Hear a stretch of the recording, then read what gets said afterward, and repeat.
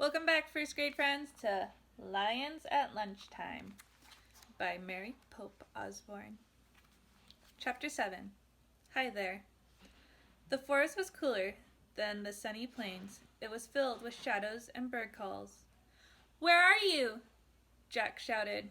"Here," said Annie. He found her in a thick glade. Bright rays streamed between the trees. Green leaves and vines swayed in the dappled light. The little gray bird sat in a tree, twittering at them. "Yuck! What's that?" said Annie.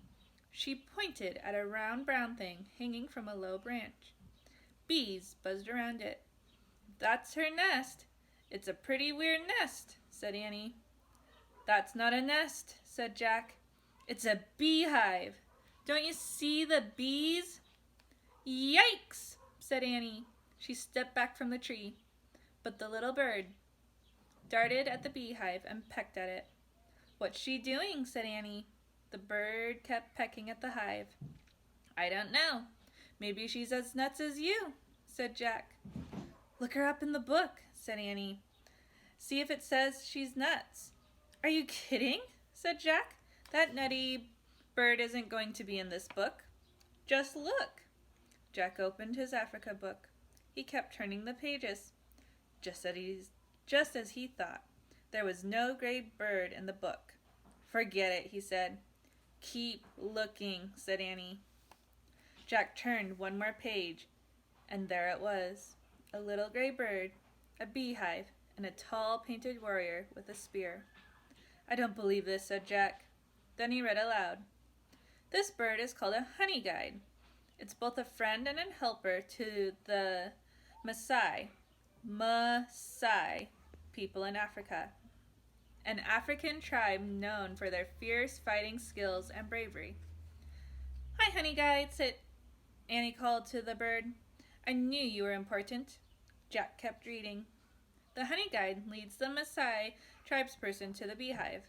The bird waits for him or her to scatter the bees and take the honey. Then the bird feasts on the honeycomb. "That's cool," said Jack.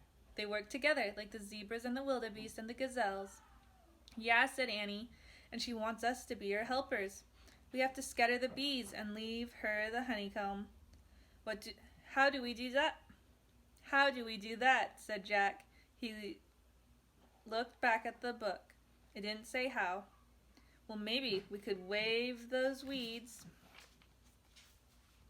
at them," said Annie. She pointed to some bright green plants that looked like giant fans. There's a picture of them with the giant leaves. Jack put his book and backpack down. He and Annie pulled up the weeds. They waved them near the tree, and the bees scattered. Next, Jack grabbed the tree branch and jiggled it. The hive fell to the ground and broke open. Annie stooped and stuck her finger into the golden honeycomb. "Yummy," she said as she tasted the honey. "Try it." Jack stuck his finger in the honeycomb. He licked off the golden honey. It was the sweetest honey he had ever tasted. "Now the honey guide can get to her honeycomb," said Annie. "Yeah, but she better hurry before the bees come back," said Jack. "It's weird," said Annie. "Honey's so sweet and good.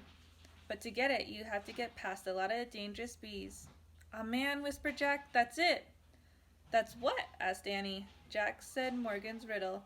"I'm the color of gold and as sweet as can be, but beware of the danger that's all around me. What am I?" "I get it," Annie whispered. "Honey!" "Honey," said Jack, nodding and smiling. "That's it. We've answered Morgan's riddle. Let's go home." He stood up to leave. He gasped. Standing in the shadows was a tall man with a spear and a curved sword hanging from his belt. His face was painted in fierce, bright colors. Jack knew at once what he was. A Maasai warrior. "Hi there," Annie said in a small voice. Thank you for reading with me. See you next time. Bye.